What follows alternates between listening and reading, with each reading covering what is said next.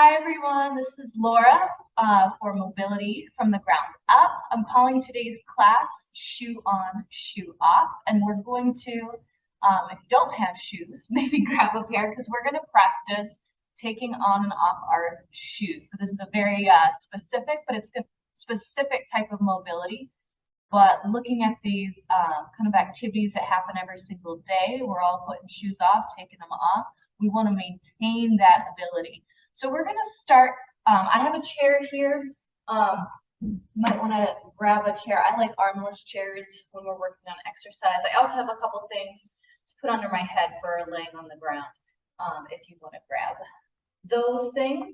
We're actually going to start seated in the chair today. You could do this seated on the floor as well, but I'm going to go in the chair, get a little more centered. And all I want you to do, if you've got your shoes on, I want you to take your shoes off. If you've got your shoes off, I want you to put your shoes on. But notice, move slowly through this and notice your process. I guess I start with my left foot. And on this side, I didn't cross over, I just pulled it up. Don't think about it, just do what you do. Right. And then I'm going to put my shoes back on. Notice how I put them on. I put them on and off differently for each side. All right, we're going to do that one more time. Again, just see how you take the shoes off and on. I didn't tie them again.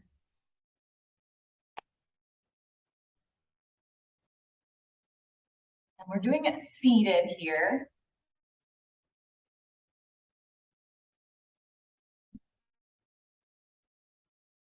All right, I've got my shoes back on. I took them off, put them back on, took them off, put them back on. Hopefully you have a couple times too. What I noticed for myself is that when I took my left leg up, I crossed my leg to take it off.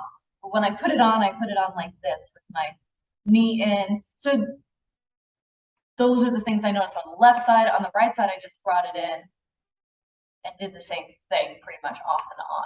So we all have specific ways that there might be left side differences, right side differences.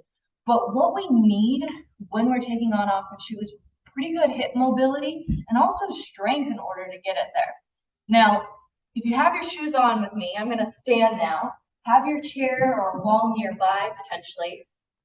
We're going to try this standing up as well. So we're going to take the shoe off. So this looks in now we're not just looking at hip mobility as we do this or anything else. We're also working on balance. So do we have the balance to take the shoes off and on when we're standing on one leg and doing a task that moves us around a little bit,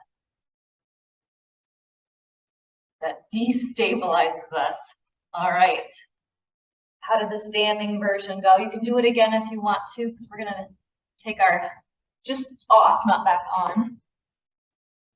Again, notice how you do it, what's going on when you take your shoes off and on. Always starting from a place of awareness, what's currently happening.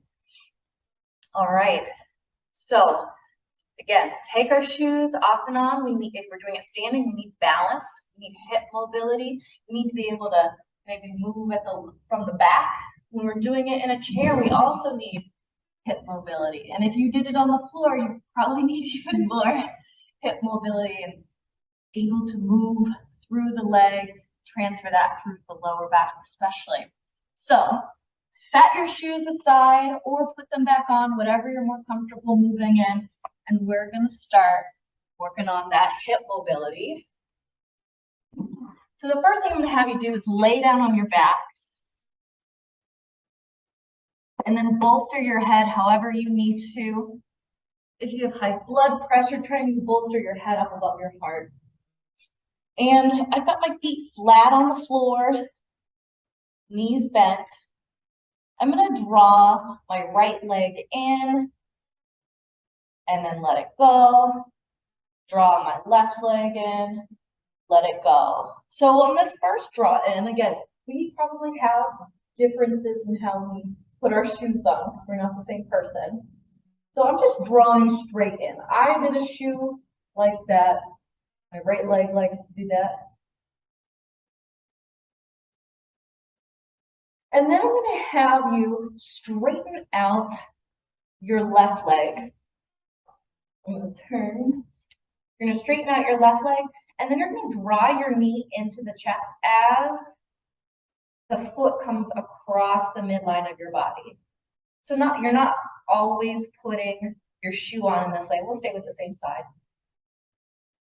But the knee comes toward my right knee toward my right shoulder, and then my right foot crosses the midline. So I'm stretching out here. One more time on that side.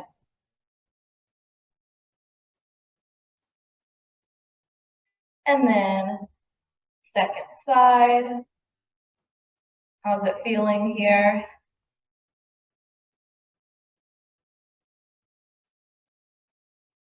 And draw in again. Now, just so we kind of address all the directions that our hip could go, we're going to now bring the knee. It's going to kind of come in toward your opposite shoulder, and the foot's going to go out the outside of the hip. So this is internal rotation of the hip. And if you have knee issues, grab below and below the knee, behind the back of the thigh. That was 3 on that side, so let's do it. Ooh, this one does not want to go as far for me. So the knee is moving to the opposite shoulder, and that ankle is going out to the side.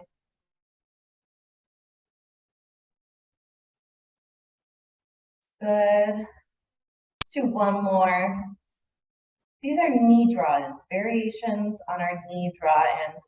We're going to do, I'm going to find my other headrest here, and we're going to draw both knees in. This doesn't necessarily happen when you're putting on your shoes, but it's a nice stretch out for the low back. Good. All right, we're going to sit up, and we're going to have feet still flat on the floor, knees bent. Hands are going to go back behind you, kind of like some people will call this like a crab crawl setup. But we're going to just simply move the ankles here. So we're putting the feet down toward the floor and then pulling the toes toward the shins. So the ability of your ankles to move impacts the direction, essentially, that your shoe can go on the foot. Now, if you're wearing slip-ons only, you're not getting this hip mobility practice. You can think of putting your shoes on as a everyday activity that actually builds a more robust balance, potentially, or hip mobility. So if you're only doing slide-ons, you're missing out on that. All right, we're going to put the feet flat on the ground. We're still going to work on that hip. That's not a hip, that's an ankle. We're going to work on our ankle, plantar flexion and dorsiflexion. Here we're going to push into the arms, lift the butt off the floor just a little bit, and then we're going to push ourselves forward with our arms and then back. So the arms are doing most of the work here. They're pushing us forward. We're still getting the motion at the ankle and then back. Now, if you want even more, that top of the foot to move closer to the shin, bring your feet in closer to your butt and try and keep your heels down. So it's a smaller motion, but notice the relationship between the knees and the ankles here. Get my knees pretty far in front. If your knees bother you on this one, double check and make sure that your knees are tracking the same direction as your toes.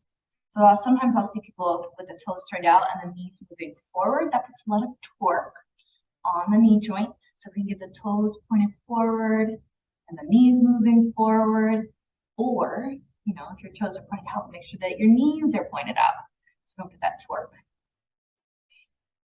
All right, let's take a little break. If you needed it before, I hope you took it. All right, we're gonna go into a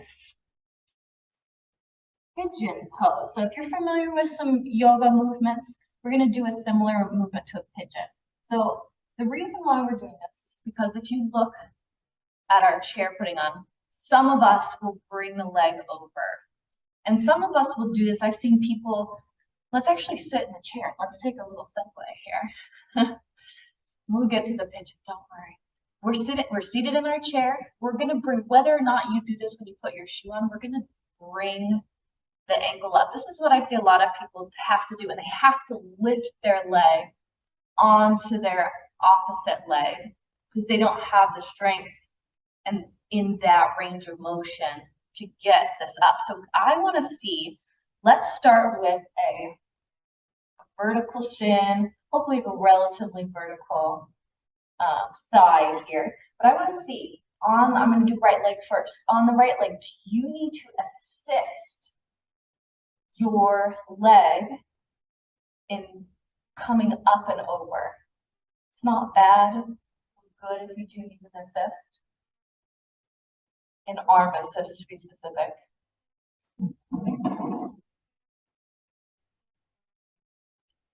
And check how fast or slow you have to go too. A lot of times we'll use momentum, throw that leg up there, but we can't do it slowly because we don't have the strength in that range. Go one more time on the right side. And then now that we're here, let's just stay here. And on the floor, in yoga, this kind of leg position might be called a pigeon stretch, which we'll get to. But when we're seated in a chair like this, we often call it a figure four. Now, if you really had to throw your leg up here, or if you had to have a big arm assist, you're probably getting a big stretch. If you did your right leg, probably up in your right hip or right leg. And if you want less stretch, just simply slide your foot forward so that the upper leg kind of slants downward away from the hips. That'll give you less stretch in that hip. And then if it's not enough stretch and you're here, you can lean forward from your hip joint.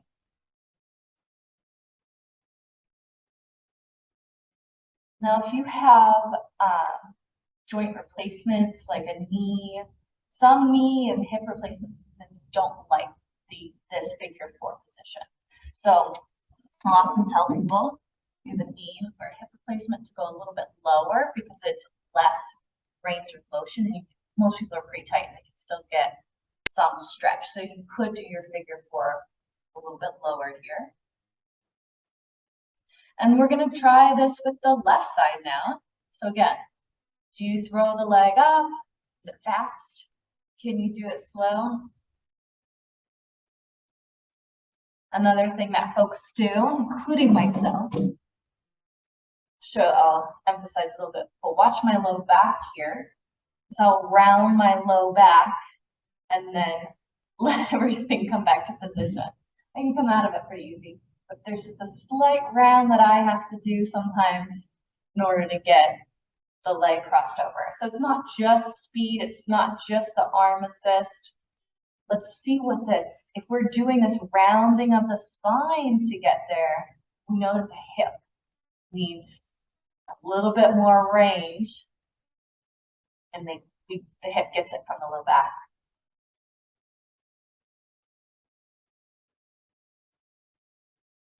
So again, let's slow this down. See if you can go nice and slow. How far can you go before you need the assist? If you are before the background, you're going to feel more work in this hip joint if you limit your backgrounding and limit the speed. This is a lot of work here. Good. Do one last one. Stay up in this position. If you don't have even if you don't have a joint replacement, sometimes this figure four stretch can put pressure on the knee. One way that can take pressure off is by simply bringing the top of the foot toward the shin. And what that does is when the foot is kind of relaxed and just hanging there, the weight of it, which doesn't seem like that much, but the weight of it kind of gets transferred up into the knee joint. So when we get the ankle active, it kind of takes some of that, pressure off and activate muscles that help the knee out. So again, you can do a lower one. What we're stretching here is deep hip rotators. If you know you have been told you have tight piriformis, great piriformis stretch. And this is a stretch that it's nice when you do it seated because it's something that you can do even if your job requires sitting. So you can still get a hip stretch as you're doing your business. I'm assuming your business is typing, but maybe it's not. Maybe it's making calls. I don't know. All right, let's come on out of that. We are going to go into that pigeon here. And if you felt like the knees bothered you on that figure 4 stretch, they're probably not going to feel too much better in the pigeon stretch, or potentially a little bit more fatigued. So I'm going to get real into the technique here to help protect against that, but you can always come back up to the seated version or have a little fun in the floor version, which is this. All right. So you can kind of play with that if you need the pigeons and work chair or on the back. All right. So what we're going to do is we're going to come into a plank position. And I'm going to have you tuck your tailbone under and really push into the floor. Try to keep a little bend in your elbow here. We don't want locked out elbow joints. And then slowly bring your right leg forward. The knee is going to move towards your right arm and the ankle is going to move towards the lane of your left side. So the knee is in the right lane and the ankle is in the left lane. So this is as far as I can go without throwing it up there and moving it. So let's do that again. Nice and slow. If you've done yoga classes where they really teach that, you're putting your leg up here and it's already set. But this might already be too much for the hip joint. So we're going to move it from the hip joint and I will show you from the front as well. Again, we're doing reps of this essentially. Tuck the tailbone, right knee toward right elbow, left ankle, or right ankle toward the left lane. So I'm gonna then drop the left knee down. So my right ankle and the left knee are kind of the same lane here. And I'm gonna rock back. This gets that hip motion going. So I'm going to show you from the side view again. If you need a break, come out of it and you can go back into it with me. So step back into your plank, tuck the tailbone under, right leg comes forward, right knee to right elbow, right ankle on the left side, rock that left knee down, and then rock the hips toward the heels. This one's a little bit hard to do with shoes on, so if you left your shoes on and you feel like your shoe's getting in the way, you can take your shoe off at this point. But I'm shifting my hips back. As my hips shift back, I get a bigger stretch through the hip. And this move here is a lot of work.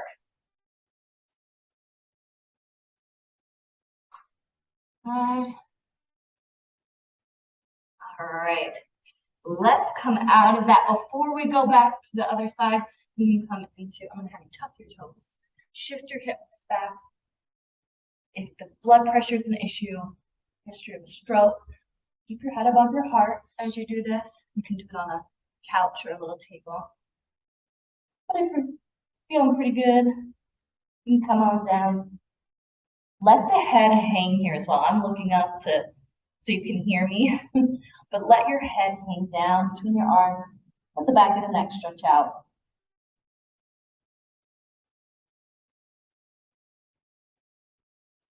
All right, we're gonna come back up and we're gonna do the other side here. So if you brought your right leg forward last time like me, We're now going to move to the left leg forward. I'll show you from the front view. So I'm in my plank, tucking my tailbone, and then my left knee stays on the left side lane, left ankle moves into the right side's lane. All right, they're not straight across. I've got more of an angle here. Yours might be like this. Show you from the side view too. Knee goes down in the back, in the front, and then we can rock back. We'll get a couple rocks here and then we'll do that repetition, bringing the leg forward once we get to that, so I can show you the side view.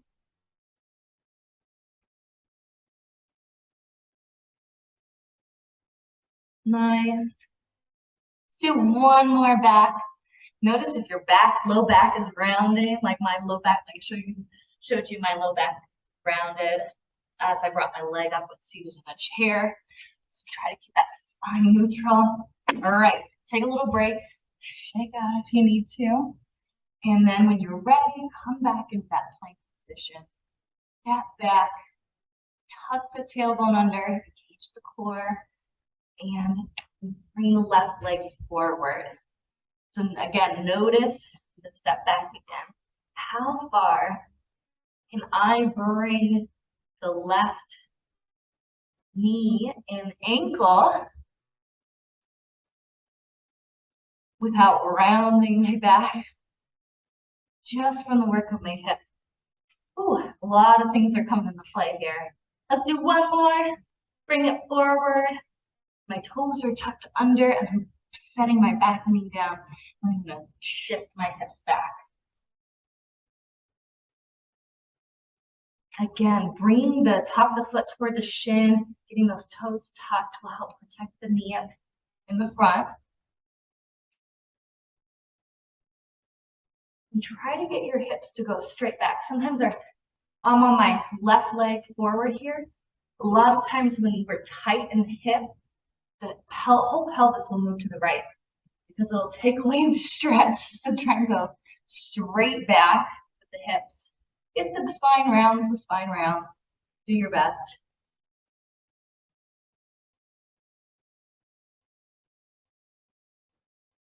Nice. All right, and let's go into our child's pose again. This time we'll untuck the toes. Last time we tucked the toes. Again, head above the heart. If there's any blood pressure history, whether it's controlled or uncontrolled high blood pressure, keep that head above the heart.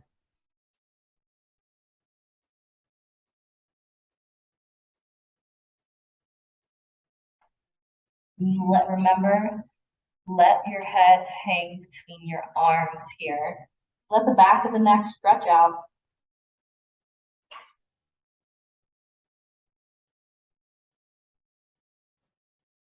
And you can come on up.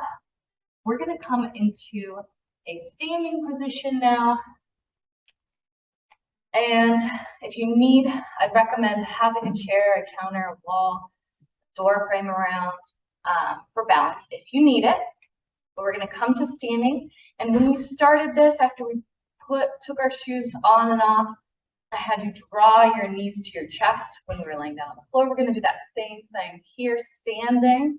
So we work on balance. We'll keep same leg. If the knee bothers you, grab behind the knee instead of in front of the knee. Balance is such, especially if you're trying to put your shoes on when you don't have anything to sit down on. You can always use a wall. There's other things. A wall to lean against. You need to. But there's something really cool about being able to put your shoe on and tie it. It's a tire. It's got laces. While you're standing on one foot. When I say cool here, what I think I really mean is empowering. To be able to have the balance and the coordination to do that.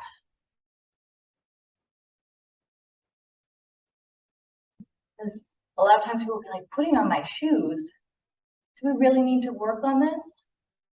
But it's really, really important if you want to stay independent and be able to wear the types of footwear you might want to wear. All right, we're going to now go back to the first leg and we're going to draw the leg across, just like we did when we were on the floor. So the lower leg goes across the body. This looks similar to our figure 4 or our pigeon, but can you reach your foot or draw it in closer? Yeah, for many of us, we just don't have the flexibility, switch sides, to even reach our feet consistently. This is hugely important, and a lot of times we don't appreciate it till we lose it. I just don't want you to lose it at all. Good. All right, we're gonna do the knee across the midline and the lower leg moves to the outside. Some of us put shoes on like this. We want hip mobility in all directions.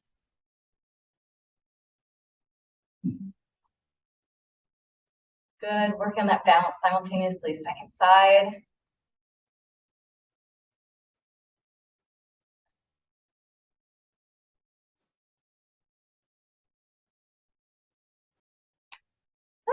Lost it a little bit there. It's okay. Nice, shake it out. Very good. All right, we're gonna go back in these last couple minutes here and test how easy or hard it is to put our shoes on. I'm standing, so I'm gonna put my shoes on standing. So reaching down, can we, first of all, grab the shoes there? That can be another session. We just worked on the hip mobility. Can we get that shoe on? I'm not gonna tie it right now. Pretend to mess around with it. So we're putting that shoe on. Can I stay more upright when I do it? So if you're tending to bend over like I am here, as I take my shoes off and on, can I bring my shoe up a little bit more to me?